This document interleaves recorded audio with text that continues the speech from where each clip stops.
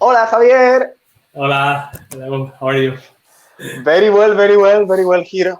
Warm in Barcelona today. How are you? Where are you? I'm fine also, and I'm in Madrid, in Spain. Okay. So it's very nice to talking to you again. Thank you so much. Always nice, Javier. We're very happy. We threatened earlier this year in January when we spoke last time regarding A la Cara that we wanted to do this, that we wanted to do a little review to your work because we're big fans of your short film oeuvre, as the French will say. So we're very happy that we can do it. I think it's 6, 7 short films in the end that we're showing. So very happy to do this. And I've heard that you had a bit of a hectic summer, moving house. Yes, a little bit of everything. Yeah, but it's not that bad because in this way I'm not bored, so I'm all the time doing things. And maybe in September I can go on holidays. Maybe, who knows? Busy summer. Yes, yes. We will touch in one of the reasons that kept you busy, which is obviously the final cut and the editing of your first feature, which will premiere in San Sebastian in a few weeks, in a couple of weeks, in a few days, no, 2 weeks. Yes, mm, it's But the 19th of September. ah, Yes, I mean it's almost there, so we are really happy. And I mean, in my case, I've never been to San Sebastian. I mean, not even the festival, but also the city. ah, So I've heard many good things about the city also. So I'm more than happy to go. yeah. I'm counting the days. When we planned this retrospective, it's not like we heard that you were going to premiere in San Sebastian. No, it's like when we were planning this, we had no idea where the film was going to go. But I cannot imagine no a better place to premiere your first film than in San Sebastian. Yes, I mean, we were really happy when they say that you are in the competition for the new directors section. So yeah, I mean, I think it was in July when we saw the film to the jury, and yes, and they say yes, let's go. So, and when that happened, then we had to run because we were on the editing. I mean, and we have a lot of many things to finish, so we have to run. But now these days we are almost finished. So yeah, and it was. Right. I mean, yeah, these 2 months were really busy, but we cannot complain because we are doing what we love. So yeah, it's perfect. So long trajectory in short film. We are big fans, as we said.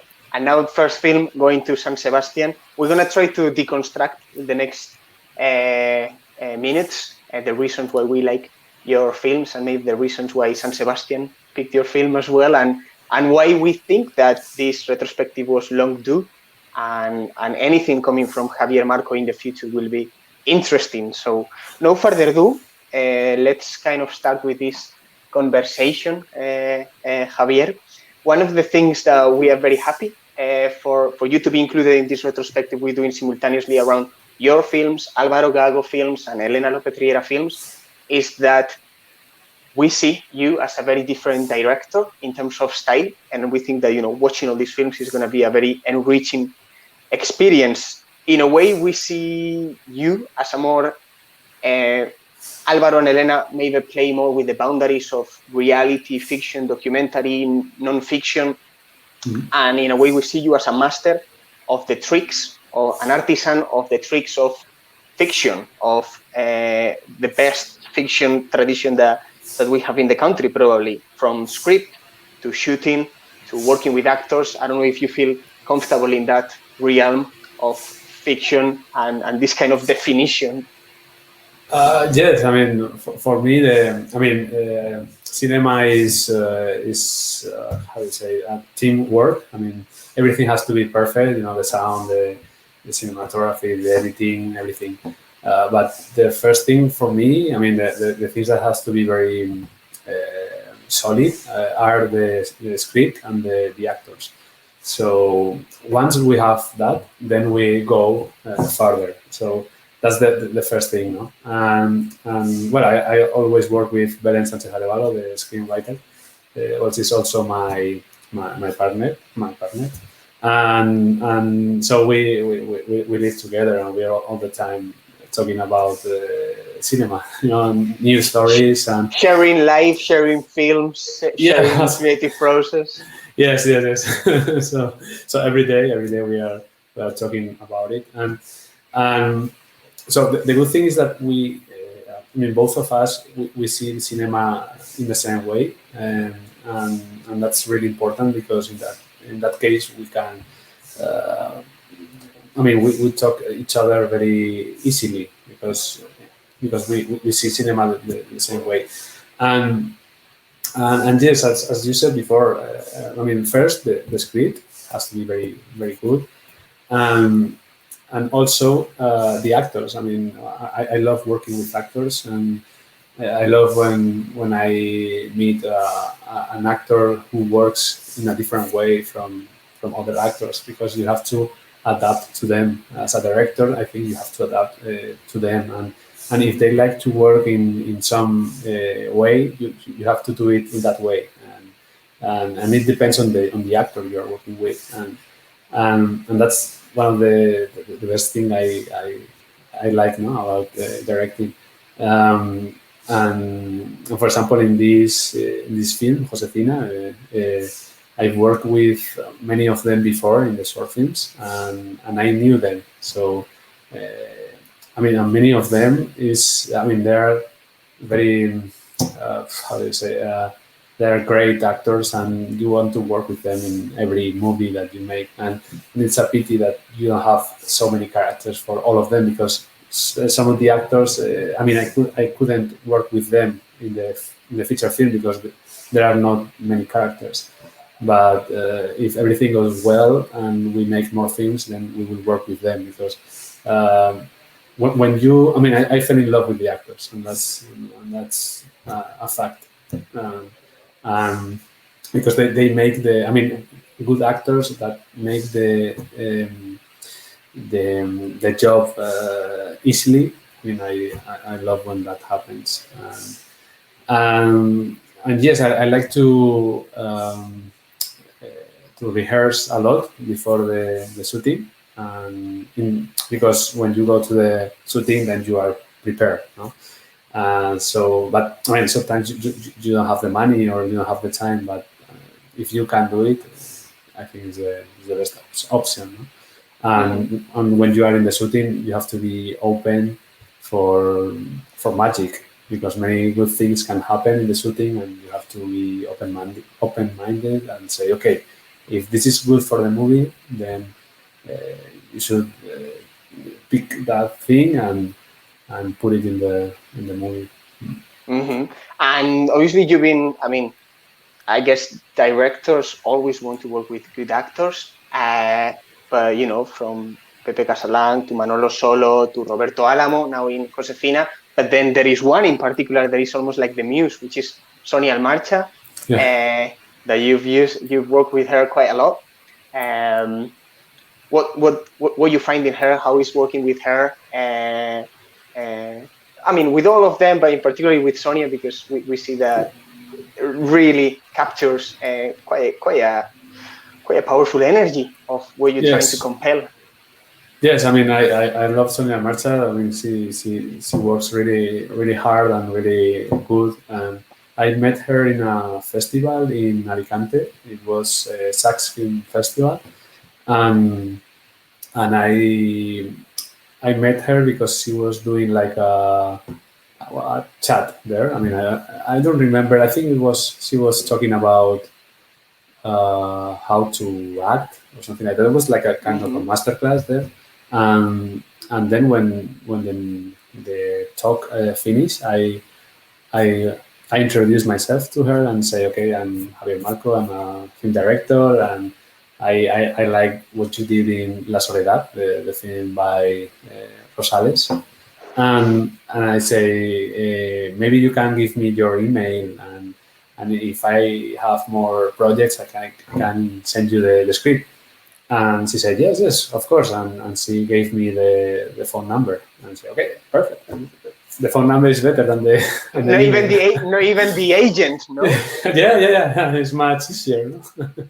And so that was the first meeting, And then I think it was like 4 months later, something like that. We had a script for a new short film. And so I said, okay, I want to work with Sonia. So I sent her the script. She liked it, and she said, okay, let's do the short film. And the short film was called El Vestido, the dress. And which then is part of the program, obviously, and people will be able to watch it. And then we made together A la Cara and Amianto. And also we tried to work together in the feature film, but it was not possible because of the schedule. I mean, it was a really pity, but I mean, as we said, okay, we're going to work together in next feature film, so no worries. Gosh, she has some presence, Javier. I can tell. Yes, and I couldn't remember that she was in Rosales films. I came in to really discover her as as a wow actress because of your short films, and obviously you're gonna have 3 in the program, so you can see it with your own eyes.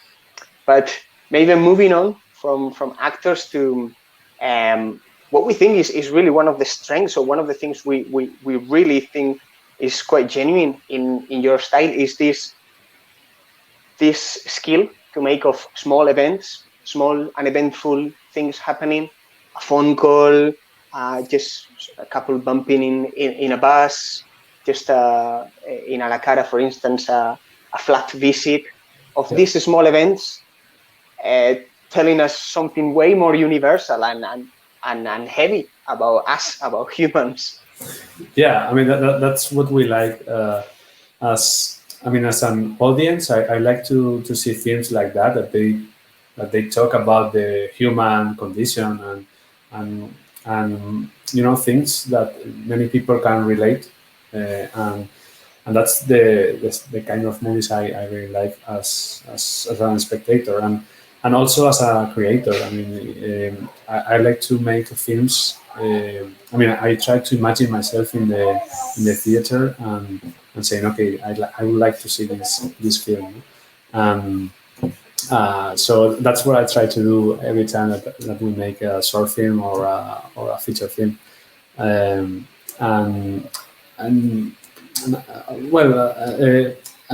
as you said before, we like to make something. We like to start in a very common situation, but it's not going to be very common in the end. No? So something is going to happen, and so that's I mean, I think in every short film and also in the feature film we have the same style, that something is going to happen, and then everything is going to change, in some kind of a way. Yeah, it's more academic in that sense of or traditional in that sense, but it's so hard to make it right, and it seems something simple, easy to do, but it's really, I mean, what you and your team, Javier, do with these small, as you were saying, small events that happen in the beginning, and how tension and drama builds up to how really characters transform by the end is quite something. Moving to a different aspect maybe of your cinema, Javier, I wanted to ask you about puesta en escena, about the movement of the camera, about how you move, because it's a very simple, naturalistic way of moving the camera. Maybe the scenic of what we understand of this Javier Marco mastery, combination of working with actors, the physicality of the bodies, the space, and how you move the camera is in A la Cara. This is a bit of a personal one, but I don't know if you could tell us a bit more about how you work, because we think we quite like it as well, how you move the camera in close space with actors. Yes, I mean, I really like not to move the camera very much. I mean, well, it depends on the situation, of course, but and also not making many cuts because I think, I mean, from my experience, um, the less you cut, the more organic acting you achieve. Uh, and I think it's because you don't. I mean, if you are cutting all the time, then maybe you say to the actors, okay, now let's do just a little part, and then we're going to cut, and then we continue on, and then maybe the actor is not very warm up, and maybe he's. I mean, he was maybe in the situation, but then if you cut, then he or she gets relaxed, and then he needs again the energy to go up and have the the so it's very difficult I think and if you have the I mean if you don't cut you are going to remain on the energy in the take, so that's why I really like long takes. um, yeah, and that's why I mean it's because of the actor. I prefer not saying. I mean, I don't like to say to the actor, okay, you have to stay here and then you're going to move here. No? Uh, I like him or her to be free, and depending on what he does, then the camera moves towards her or him. So that's what always I try to do. I mean, it's not easy sometimes because you don't have time and you've got a lot of stress, but and that's what I always want to do. First the actor. Okay, what do you want to do? You want to go from here to here? Then let's move the camera like this, and also try to do the less cuts. I mean, if we can do it in one take, why do you want to do two takes? I mean, many times you have to have 2 or 3 takes, whatever. But every take that you make has to have a purpose. I mean, why you decided to put the camera here? I mean, because I don't think it's like, okay, I have 20 cameras, I put one here, one here, one here, and then in the editing we will see. No, I prefer to think the editing before shooting, and I think it's very worthy because if you have a lot of takes, you don't have like a point of view, and I think the point of view is very important, and you have to know where to put the camera. I think, no? Yeah, and that's very difficult. Sometimes you don't know where to put the camera, no? But once you have that, then you have to say, okay, that's the only place to put the camera, or maybe you need another position, or no, and only one Exactly. take. No, when I was referring to how you move in the space, obviously it's more to do with where you place the camera, and how you make that. Obviously, you were just saying it, but you make it so. I mean, those long shots obviously allow also actors to make the most of that and transmit the tension that is also central in your films. No, starting from a very peaceful place normally to get to a moment where we really feel like in most of the things, sometimes we feel in Classmate, we feel is this a friendly approach? Is this a bit of a spooky, awkward approach, creepy? In A La Cara, no, it's like, are we moving between some sort of, the drama, the tension is very present in the room, and that obviously is, I guess, part of you were just saying some of the ways that you build that tension. But I don't know if you could tell us a bit more about that work, that tension that you managed to bring to the films. Well, I mean, the most important thing is the rehearsal. I mean, all the things that you do before the shooting. I mean, that is precious. I mean, that is gold. I mean, because in the shooting you have a lot of pressure. You don't have time. You don't have money. You don't have anything. But in the previous days, you have everything. You have time, to do this kind of work, and so that's the first thing for me. I mean, the most important thing, and then is another thing is that the actors should trust the director, and sometimes it's not very easy because they don't know you, and they say, okay, maybe this guy doesn't know anything about filming. I mean, and so they have to trust you, and you have to trust them. But if the if in any direction is not working, then it's not going to work very good. You know, if someone says, no, I don't trust this guy, then something is going to happen. And so that has to be, you know, that relation has to be all the time there, right? And yeah, and but it's very difficult to do that. You know, it's not easy. But I think you can have that relation before the shooting. You know, so that then maybe you're going to trust the actor, and the actor is going to trust you. And if you got that, then everything is done, because you don't have. I mean, the actors they don't. They are not scared of trying new things, because they know that if they tried something but this is not very good, the director is going to say, okay, thank you so much for trying, but we're going to do this way, you know. So Yeah. but I think that you have to try, because sometimes you try things and new things, and there are going to things. I mean, there are things much better than you thought in the first time, no?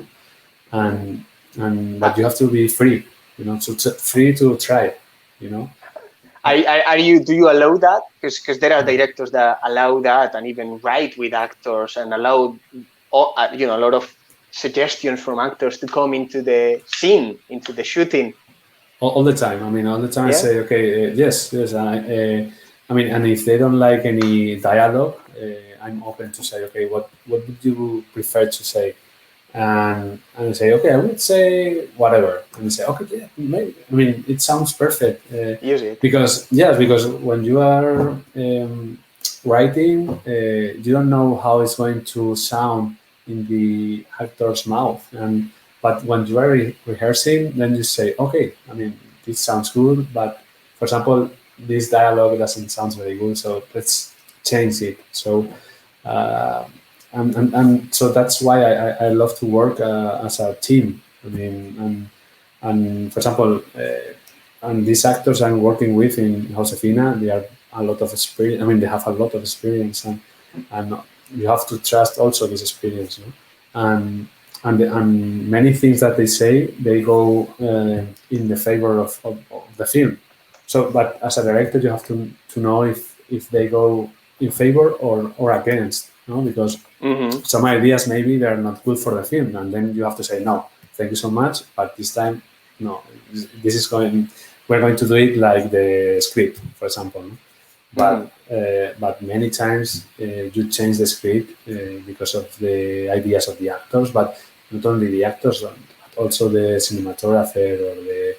I mean, you know, because with the cinematographer, for example, in Josefina, I worked with Santiago Racaz, and I worked with him, yeah, 3 times. And yeah, he's one of the best cinematographers in Spain, and I really, I always listen to him because everything he says is like, oh my God, I mean, you are a genius, you know? So you have to be very, I mean, you have to listen more than talking many times, you know? Um, and I love that part also because in Josefina, for example, in the feature film, when we start one day of shooting, we go to the stage, and Santi and I speak about the scene. What do you want to say with this scene? How we can make it better? So that that process is very good. No, where to put the camera, because I like to have like how do you say guión técnico.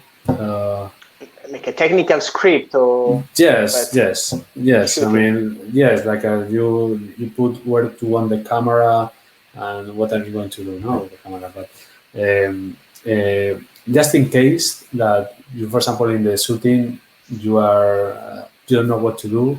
So you have this like a death proof reference. Yeah. Yes, I mean, but again, you have to be open-minded in the shooting because maybe you will find a better option to put the camera.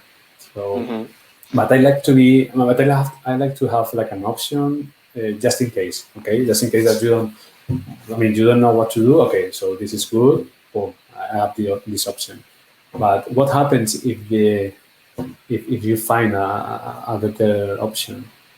So you have to be open all the time. Yeah. Now, and with now that you mentioned Santiago Racaj, obviously, and I was just thinking as we speak, it's like, damn, this is a really win-win relationship because I'm just thinking on Estillo or in particular Viaje al Cuarto de una Madre, no? Yes. That we could show with Celia Rico a couple of years ago as well.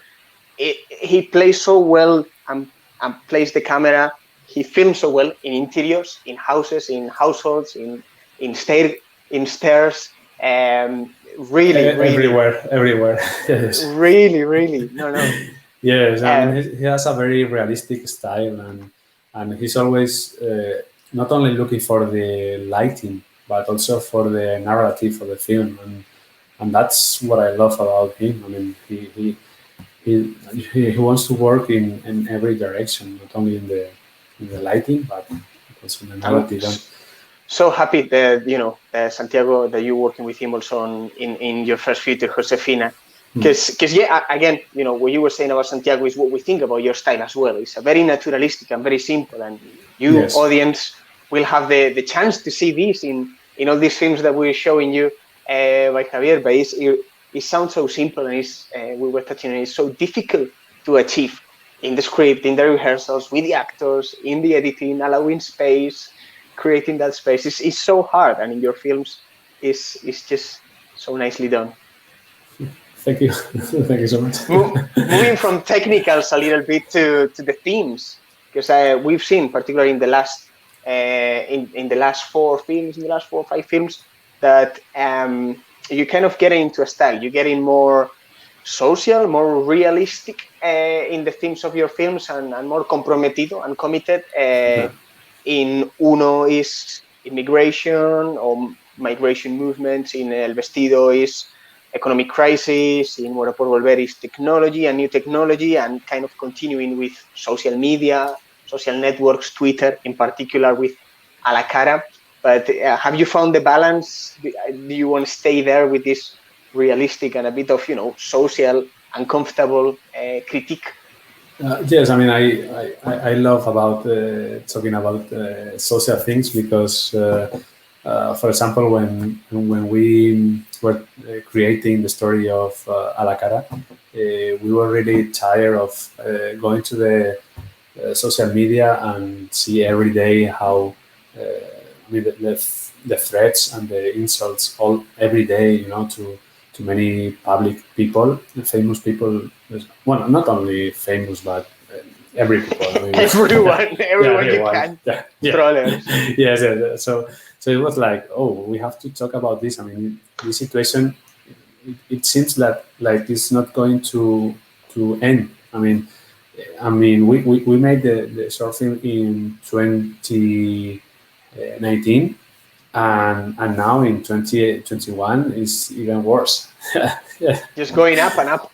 Yes, and I mean, I wish we didn't have to make films about this, but it's like immigration. I mean, when we were reading newspapers, we were seeing that many people was dying in the Mediterranean Sea, and it was okay. We have to do something. I mean, how is possible that so many people is dying and nobody's saying nothing? And so, I mean, there are a lot of people dying, and so, I mean, we think that we have to say something about it. I mean, because that's the stories that we like, and stories that goes directly to our soul, because because it makes you feel bad many times, and I mean, something is going directly to your body, and it's like, oh, you have to do something about it. No? I mean, we wish we can do something, but we cannot do anything. But at least we can talk about it in our films. That's the only thing that we can do. But at least we want to do it. Yeah. Yeah. No, totally. And we celebrate the political comment in your films very much. Obviously, you have a point of view. We were touching about the point of view earlier, but something touching on the tension as well that we were talking that is so intrinsic to your films, that tension. There is always a moment in Javier and Marco short films that feels like match ball, no? Like that ball that just jumps and is floating in the air, and you don't know if it's going to go here or there. You don't know if you're in this side of the court or in this other side of the court. And it really feels uncomfortable and catchy. And you want to, there's really magic of being there where you place us with those films, I think.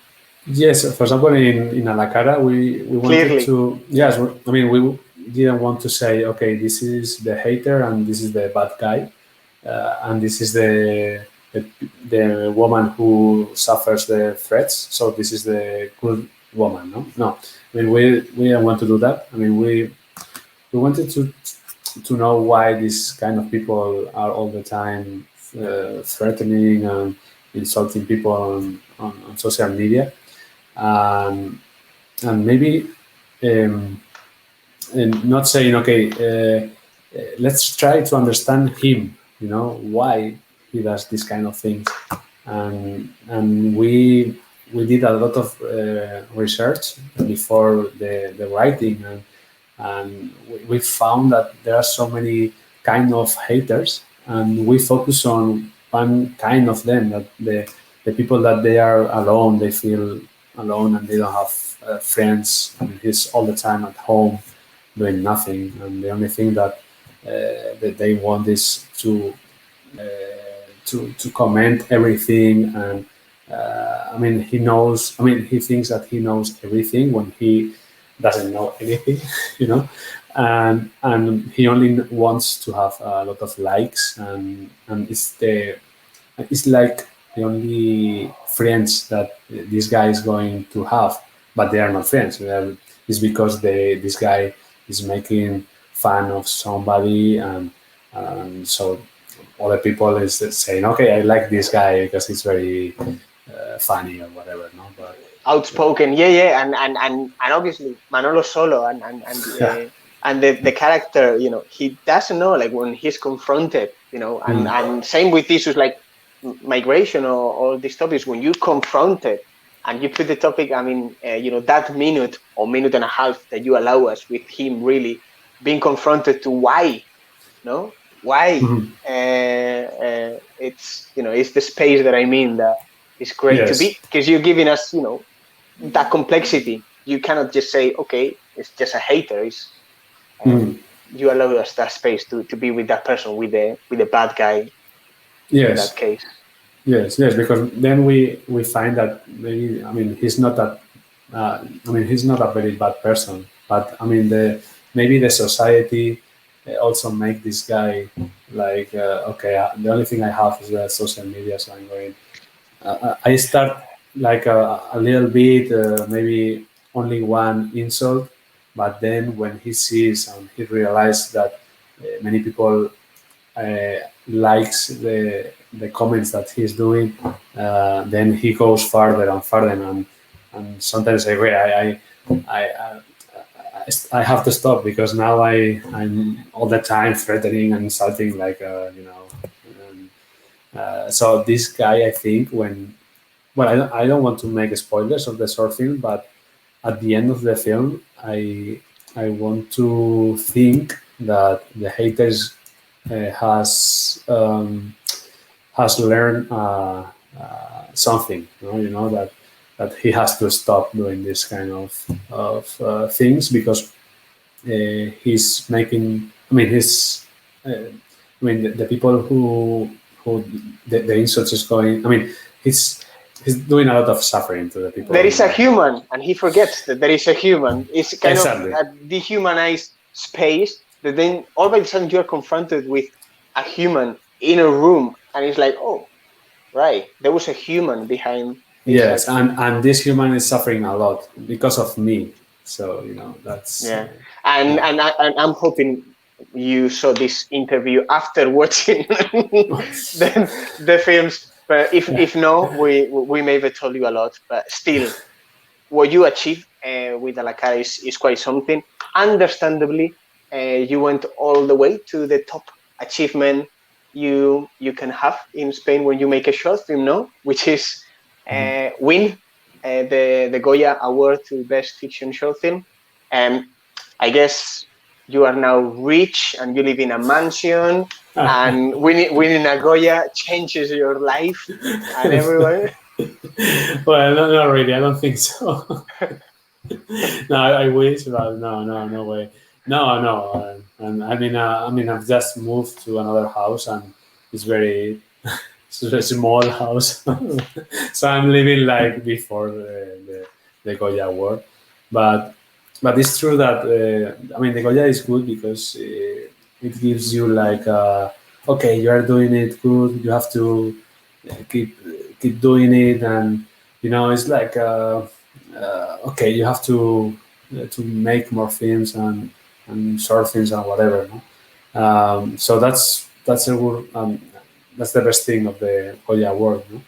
Um, and the good thing is that we made the feature film without the Goya. So because we saw it now in April, and we won the Goya in March. So it was. We couldn't celebrate the Goya because we were in the pre-production. Going, yeah. Yeah, it was really well. but the best award is to work. Because it's so difficult to make a film or a short film or whatever. No? It's so difficult, but that's the best award. Yeah. Exactly. And jokes apart, obviously, the Goya probably has been a platform for more people to know your style, for more producers, for more financiers, for more, to make maybe your projects to. Sometimes people say no, that the Goya doesn't mean, and you have to start again, and it's difficult. But it seems like it's been quite a prolific year. Shoot your first film, shoot another short film. I think that's a second feature on the making. So, do you feel like winning the Goya has opened the doors or facilitated what's No, going on? absolutely yes. Everything adds. Everything helps because as I said before, it's very difficult. So if you have something to take, the Goya is going to help you, and so if you get selected to a very good festival, then it's going to help you to keep going. No? And yes, this year I think it was the best year for us in for our career. Absolutely, because we are going to San Sebastian the festival. It was, it's great news, and now some producers are calling us, and some years ago it was, nobody was calling. You calling and saying, please pick up the phone. Yes, please pick the phone, but no answer, and now they are calling. So yes, we have to be very happy because something changed. In our films, no, as you said before, something happens in the middle of the films. So now it's the same. Something has happened, and now the situation is better. Yes, because now Ah, we find some. It's easier for us to to call to pick the phone and call some producer and say, okay, we have a story you want to read, and now they're going to read. So it's great. Yeah. it's different. Well, hope stays like that. I'm aware of time, Javier, because it's 20 to 10. We're doing like a session golfa, a late night sesh here. But before we wrap up and let you go, maybe as a final comment, we've been talking about Josefina a little bit. Could you tell us a bit more? I don't know how much you can tell. I guess there are synopses already out there. What's the story about? A bit more about Josefina. Well, Josefina is about it's a love story. It's about a prison officer who observes every Sunday a woman who goes to jail to visit her son. But he's not very good in with the relationships, and instead of saying that he's a prison officer because he will be the bad guy because he has her son in jail, he says, "Okay, I have a daughter in jail, and she's called Josefina." And so, I mean, he lies. He doesn't want to lie, but he finds that it was the only solution to start talking to her. And then that lie is going to go bigger and bigger and bigger. Yes. Classic Javier Marco style. Yeah, and that's everything that we can talk about. But yeah, great. Well, I'm sure you'll have a big time, a fab time in San Sebastian premiering the film. And as we were speaking before, eventually the film will have to come to Scotland. And we hope to have the chance to have the film and to have you in person for it. But in the meantime, I just can only thank you for your time today to speak a little bit about your cinema and beg you to remain doing what you do so well, that craft that is hard to find in fiction directors that you do so well, like you, Belen, Santiago, and all the team you work with, obviously. No, thank you so much for inviting me. It was a pleasure. I mean, I'm so sorry not to be there with you, but you will.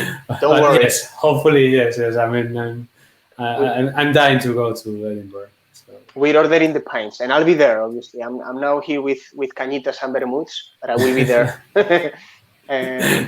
celebrating in full Scottishness. Yes. So take care. Likewise, Javier. So nice to talk to you today. Yeah, same to you.